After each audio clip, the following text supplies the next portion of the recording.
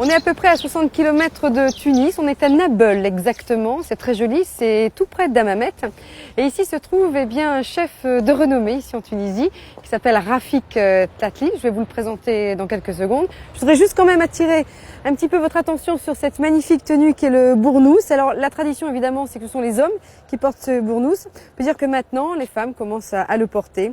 Voilà, donc je fais le tour. Voilà, je l'ouvre et vous découvrez un gilet extraordinaire. Merci Fatma Ben Abdallah qui m'habille effectivement sur ce papy en Tunisie.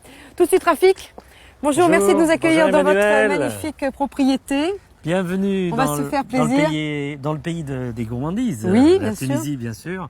On est sous un olivier comme tu vois. Pour le plaisir des yeux, on dit ça en Afrique noire, on peut le dire aussi en Afrique du Nord avec notamment les oranges, orangers, oui. Les oliviers. J'ai envie de dire que chaque mois est presque une saison ici. Exactement. Parce qu'on a en ce moment les artichauts, les fenouils. Oui. On va cuisiner autour des tomates, voilà. Autour de l'arissa, des poivrons, etc. Mais pour ça, j'aimerais quand même qu'on fasse un petit détour par le marché parce que je sais que ça fait partie de vos traditions. Mais bien chaque sûr. matin et le vendredi ici à Nabeul, c'est comme ça.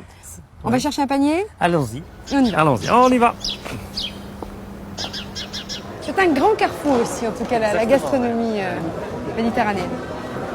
Alors je vais te faire découvrir maintenant une maison, une dame qui fait de l'arissa.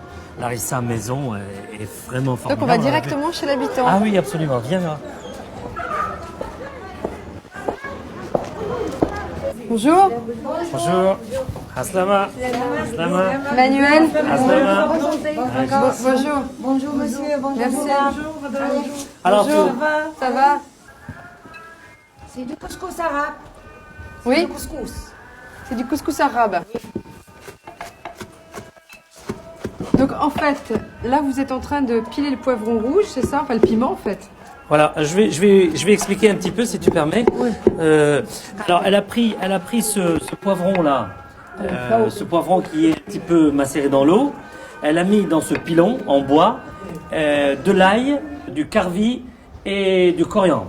Alors pour faire l'arissa, il faut faire passer au pilon. Il y a d'autres manières maintenant où on met au hache-viande à la main pour faire l'arissa, mais la meilleure c'est celle-ci, celle qui est pilonnée dans un pilon en bois. Hein.